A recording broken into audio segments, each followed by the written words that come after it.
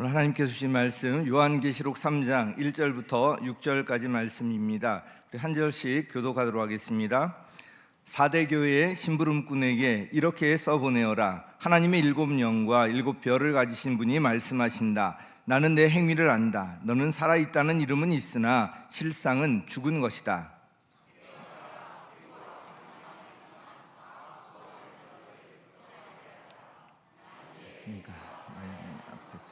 완전하다고 생각하지 않는다.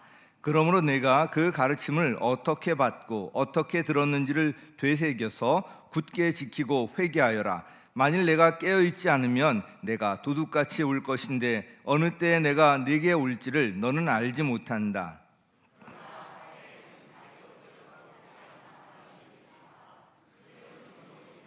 나와 함께 다닐 것인데 그들은 그럴 자격이 있기 때문이다. 이기는 사람은 이와 같이 흰옷을 입을 것인데 나는 그의 이름을 생명책에서 지워버리지 않을 것이며 내 아버지 앞과 아버지의 천사들 앞에서 그의 이름을 시인할 것이다. 함께 읽습니다. 귀가 사람 성령이 교회들에 하시는 말씀을 들어라. 아멘. 소아시아 7교회 주신 말씀 중심으로 이제 각 교회별로 살펴보고 있는데요. 오늘은 이제 4대 교회 이제 순서입니다. 지도를 한번 같이 보았으면 좋겠습니다. 지도에 보면 파란색으로 표시한 가운데에 이제 반모섬이 있는데요. 그 사도 요한이 마지막에 유배되었던 곳입니다. 지금도 저곳에 가보면 사도 요한이 마지막까지 기도했던 그 기도 굴이 있는데 거기 가보면 참 은혜가 됩니다. 힘들어서 이마를 이렇게 그 벽에 대어서 파인 자국이 있고요. 또 손을 잡고 늘 있었기 때문에 그 손 자국이 그 굴 속에 그대로 표현되어 있는데 바로 이 반모섬에 유배되어 있을 때 하나님께서 이 말씀을 주셔서 7교회 소아시아 7교회에 보낸 편지가 바로 요한계시록인데요. 지금의 튀르키예 지금 표시되어 있는 그 지역을 소아시아라고 이제 부릅니다. 반모섬에서 보이는 가까운 순서부터 해서 에베소 교회, 서머나 교회, 버가모 교회, 그리고 다시 내려오면서 두아디라 교회, 사대 교회, 필라델피아 교회, 라오디게아 교회, 이렇게 7개의 교회에 보낸 편지가 바로 요한계시록이고요. 여기 이제 2장 3장에 보면 이 순서대로 이 편지 순서가 되어 있습니다. 오늘은 파란색으로 기록된 그 내륙 쪽에 있는 4대 교회에 관한 그런 이야기입니다. 말씀드린 것처럼 요한계시록은 소아시아 7교회에 보낸 편지라는 것을 기억해야 합니다. 필요가 있었기 때문에 보낸 편지입니다. 그 필요의 핵심은 위로와 격려입니다. 그 당시에 신앙생활하는 것이 얼마나 힘들었겠습니까? 그런데 끝까지 이제 그 신앙을 지켜나갈 수 있도록 위로하고 격려하는 그 내용의 말씀입니다. 사대는 두아디라에서 남동쪽으로 약 50km 정도 떨어진 곳에 있는 내륙 도시인데요. 염직공업 그리고 이 사금, 이제 모래금으로 유명해서 상업적으로도 아주 번성한 지역이었고요. 또 무역의 어떤 교통로 그런 역할을 하는 곳이었습니다. 게다가 이 사대 지역은 대부분 높은 암벽으로 되어 있기 때문에 천혜의 요새 지역이었습니다. 그래서 역사적으로도 단 2번밖에 점령당한 적이 없었다고 합니다. 경제적으로 풍요하고 외적의 침입으로부터도 안전하고요. 또 여긴 비교적 거짓 선지자나 이단이 다른 교회에 비해서 적은 편이었습니다. 이런 모든 것들로 인해서 그렇게 큰 걱정거리가 없는 곳이었습니다. 그런데 사대는 이런 환경 속에서 사람들이 게을러지고 나태해지고 도덕적으로도 문란하게 되고요. 퇴폐적인 그런 풍조가 만연하게 되었습니다. 이렇게 풍요로운 그런 상황 속에서 교회도 겉으로는 그럴듯해 보였지만 그 안에는 그렇지 않다. 실상은 그렇지 않다는 거예요. 예배 기쁨이나 감격이 없고요. 전도에 대한 열정도 없었습니다. 그래서 주님으로부터 너희가 살아있다는 이름은 있으나 실상은 실제 모습은 죽은 것이다. 이 책망을 받은 것입니다. 이 교회 예수님께서 자신을 이렇게 소개하십니다. 1절 말씀 첨장 같이 읽습니다. 시작. 사대 교회의 심부름꾼에게 이렇게 써 보내어라.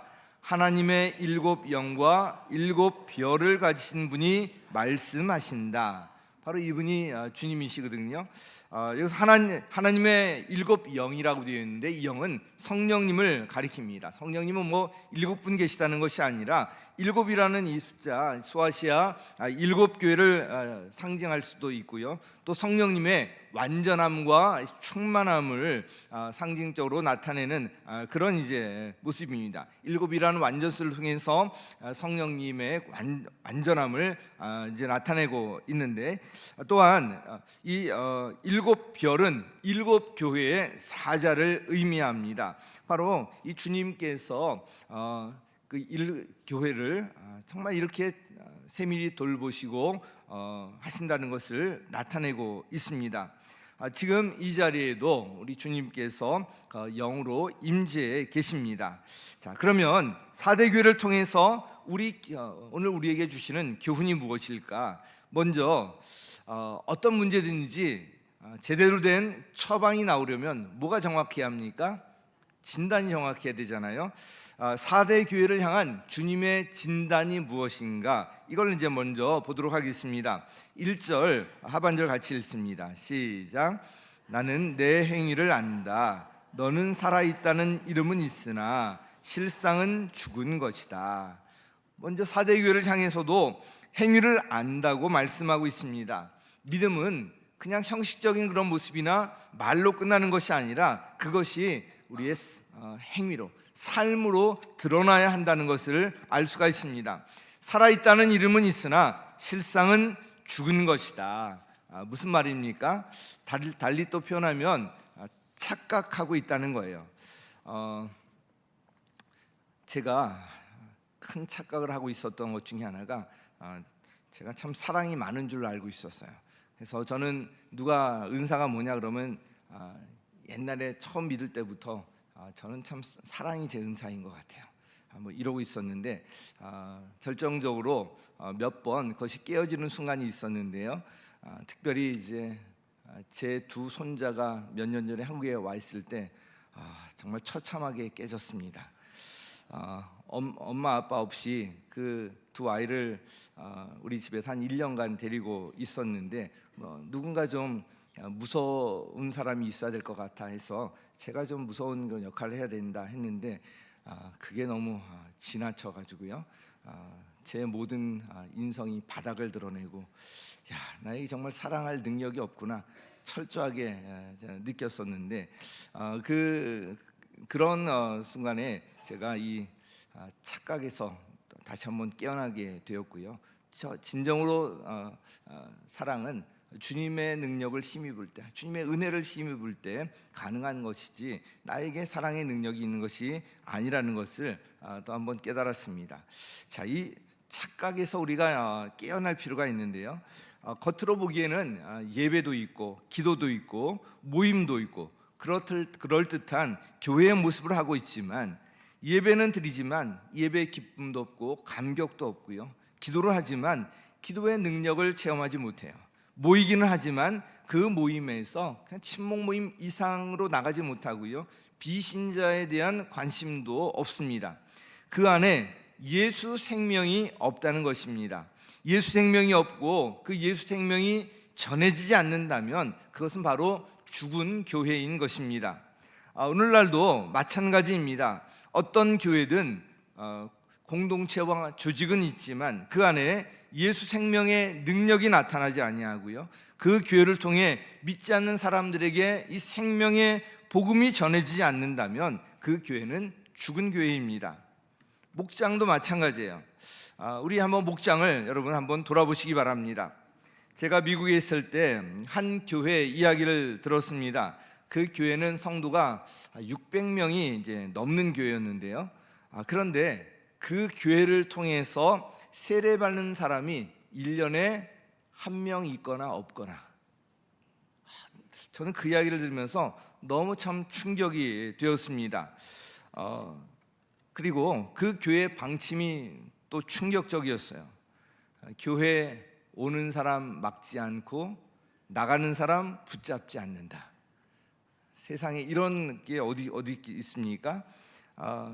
그 교회가 그랬던 것이 그 지역에 한국 사람들이 계속 유입이 되고 교회에 계속 사람들이 이제 방문하기 때문에 그렇게 그냥 한 거예요. 그냥 가만히 있어도 교회가 이제 돌아가고 운영되고, 그러니까 이제 그렇게 하고 있었던 것입니다. 겉으로 보기에는 성도 숫자도 많고요, 사람도 북적북적하고 그럴듯해 보였지만 실상은 생명을 잃어버리고 있었던 것입니다. 마치 4대 교회와 같은 모습이었습니다. 그러나 주님께서 책망하십니다. 너는 살아있다는 이름은 있으나 실상은 죽은 것이다. 4대 교회를 향해서 이 주님의 진단이 바로 이것이었고요, 그 진단이 또 이어지는데 2절 우리 두 번째 문장 같이 읽습니다. 시작. 나는 내 행위가 나의 하나님 앞에서는 완전하다고는 생각하지 않는다.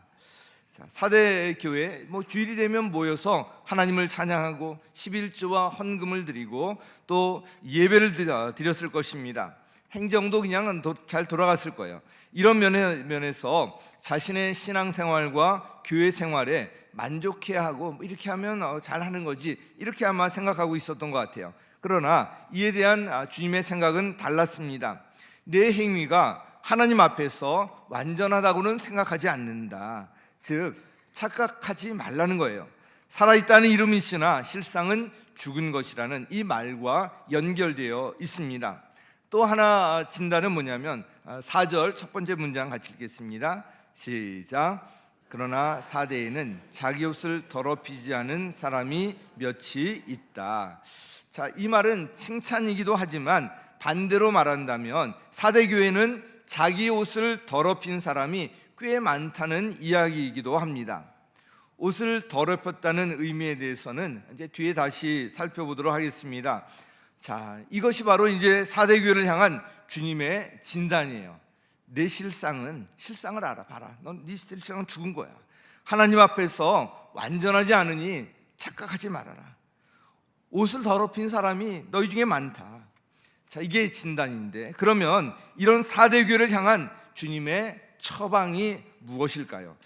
몇 가지로 나눠 살펴보도록 하겠습니다. 그 처방 첫 번째는 깨어나라는 거예요. 우리 같이 읽습니다. 시작. 4대 교회를 향해서 주님께서 분명한 어조로 말씀하시는데요, 바로 이 2절 시작과 함께 깨어나라 말씀하고 있습니다. 이 음성이 오늘 저와 여러분을 향해서, 나아가 우리 한국 교회를 향해서 주시는 주님의 경고의 음성으로 들리기를 바랍니다.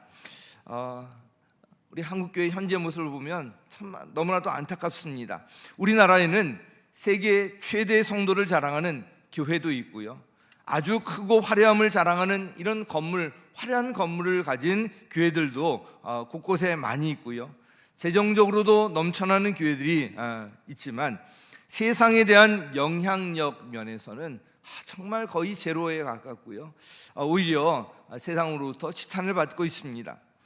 성도가 급격히 늘어나서 부흥한다는 이 교회들도 보면 믿지 않는 사람들에게 전도하여서 구원하는 것이 아니라 대부분의 경우 이미 믿는 성도들을 통해서 그 숫자가 늘어난 것입니다. 좋은 프로그램과 또 사람들의 구미에 맞는 설교와 그 예배를 통해서 이미 믿는 성도들을 서로 끌어들이기에 집중하고 있는 모습입니다. 이것은 하나님 나라 관점에서 보면 제털 뽑아 제털 씹는 그런 격 아닙니까? 하나님 보시기에 이것은 진정한 부흥의 모습이 아닌 것입니다. 교회마다 직분자들이 계속 세워지는데도 성도들의 삶에는 변화가 없습니다. 희생이나 헌신이란 그런 말만 들어도 질색을 하고요, 어떻게 하면 편하게 신앙생활을 할까, 대형교회 큰 교회 조용히 갔다가 조용히 나올까, 아무 눈에 띄지 않냐고, 이런 이제 성도들이 점점 늘어나고 있습니다. 그러면서 신앙생활이 아닌 종교 생활을 하는 그런 교인들이 점점 늘어나고 있습니다. 젊은이들이 줄어들고요, 교회 학교가 없어져도 말은 위기라고 하지만 진정으로 느껴지는 위기감은 보이지 않습니다. 교회가 세상의 희망이 되어야 하는데 오히려 세상에서 교회를 걱정하는 형국이 되어가고 있습니다. 그러고 보면 이 4대 교회를 향한 주님의 말씀은 그대로 우리를 향한, 한국 교회를 향한 말씀이기도 합니다. 이 처방, 깨어나라, 깨어나라, 착각하지 말라. 교회가 부흥한다고 착각하지 말라. 교회가 크다고 착각하지 말라. 이 말씀이 주님의 경고의 음성으로 들리기를 바랍니다. 이어지는 말씀에도 주목할 필요가 있는데요, 2절 두 번째 문장 같이 읽겠습니다. 시작. 그리고 아직 남아있지만 막 죽어가는 자들을 굳건하게 하여라. 자, 여기 보면 죽어가는 자들을 굳건하게 하여라, 이 말씀을 하고 있거든요.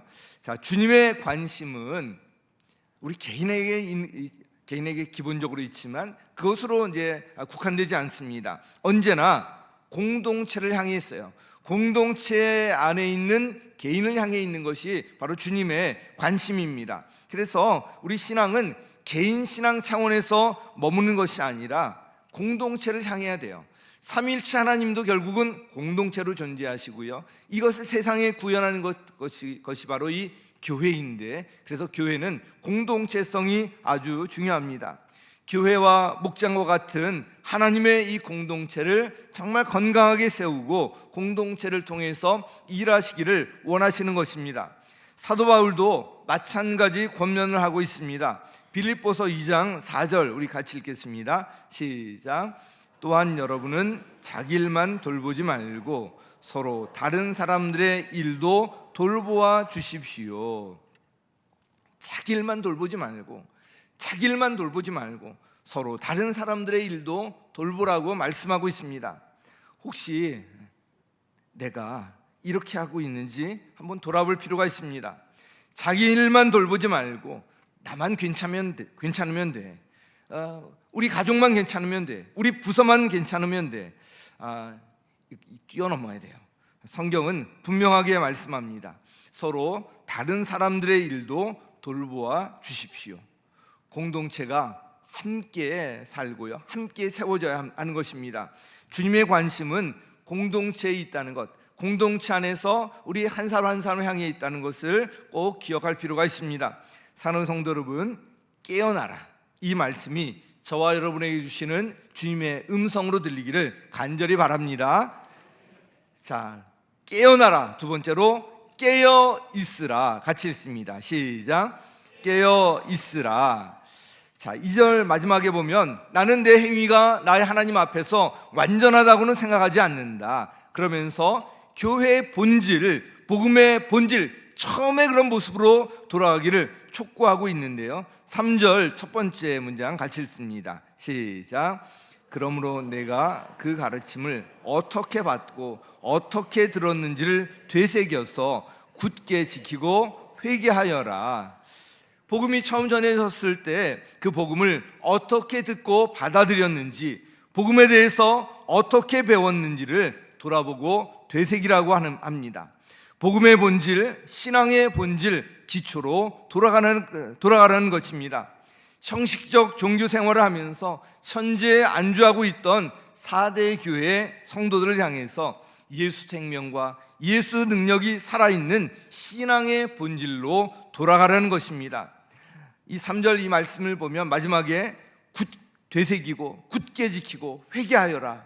자, 우리가 생각하면서 그냥 하는 것이 아니라 우리의 신앙을 한번 되돌아보고 되새기고 또 지킬 것을 굳게 지키고 잘못된 것은 회개하고 이렇게 나갈 필요가 있는데요, 이 4대 교회에 대한 주님의 책망과 권면을 보면서 형식적 종교 생활을 자랑하면서 자신들의 이 종교 생활을 잣대로 다른 사람들을 비난하고 정죄했던 이 바리새인들의 모습이 떠오릅니다.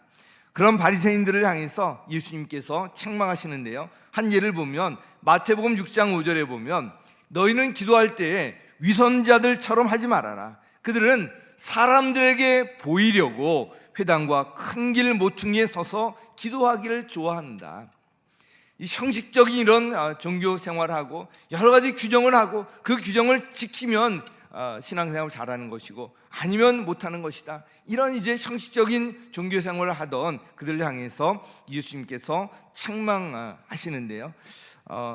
바로 형식적 습관적 종교 생활에 젖어서 신앙이 잠자고 있는 그들을 향한 책망입니다.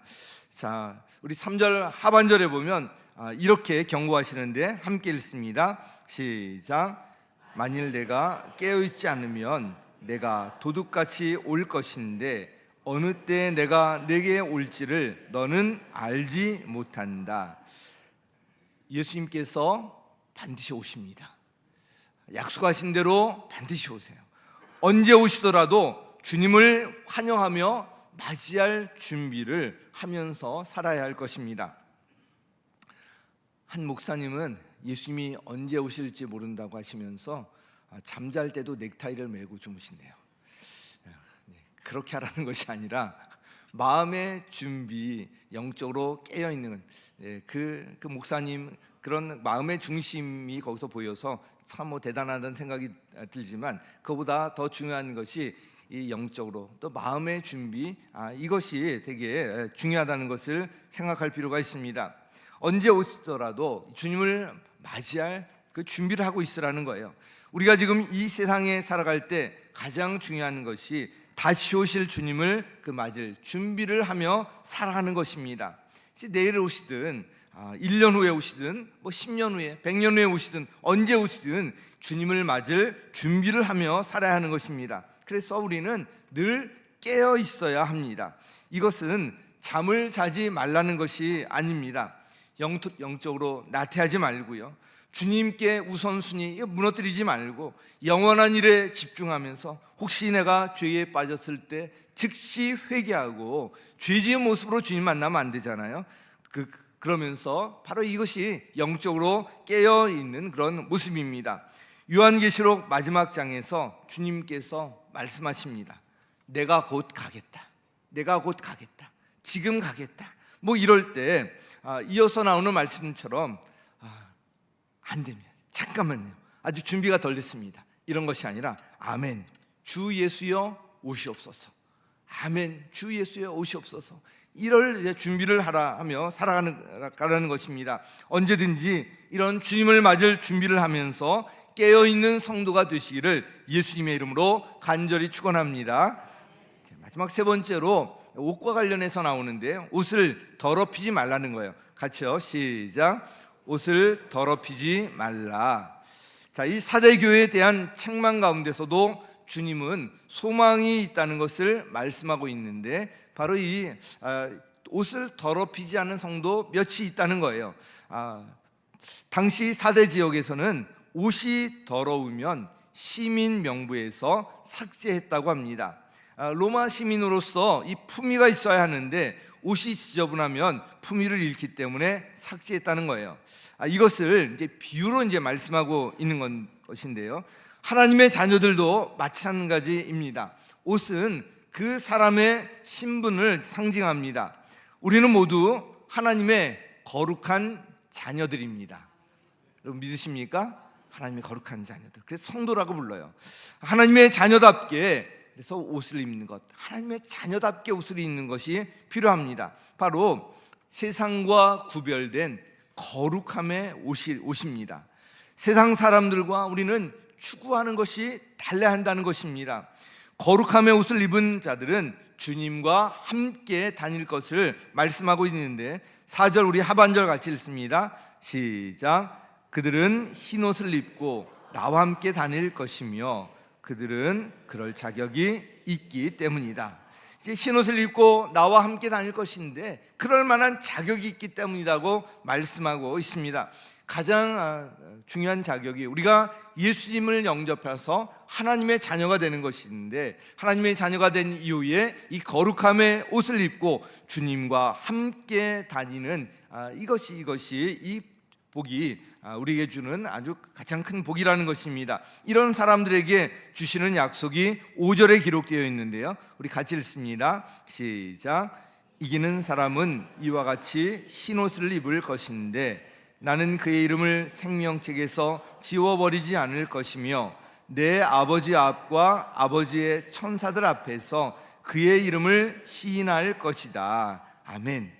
정말 놀라운 그런 축복의 말씀입니다. 영원히 주님과 사랑의 관계 안에 거하게 할 것을 말씀할 뿐만 아니라 하나님 앞과 아버지 앞과 천사들 앞에서 그의 이름을 시인할 것이다. 참 얼마나 놀라운 약속입니까?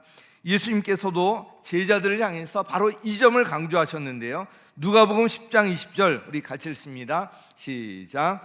그러나 귀신들이 너희에게 굴복한다고 해서 기뻐하지 말고 너희의 이름이 하늘에 기록된 것을 기뻐하여라. 아멘.